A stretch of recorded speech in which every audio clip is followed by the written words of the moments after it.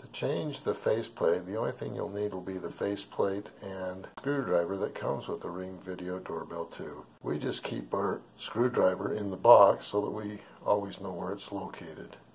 So what we're going to do is remove the screw.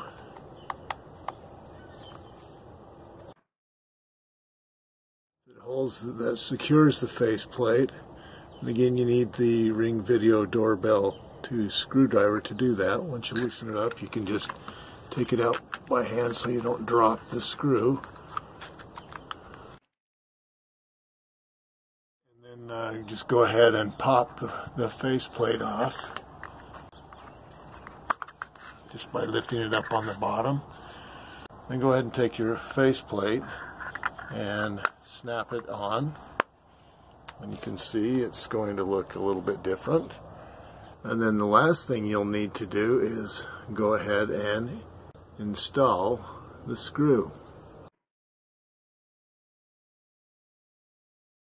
You want to just make sure you get it nice and snug so that it doesn't come loose. And there you have it. We have now replaced the faceplate on the Ring Video Doorbell 2.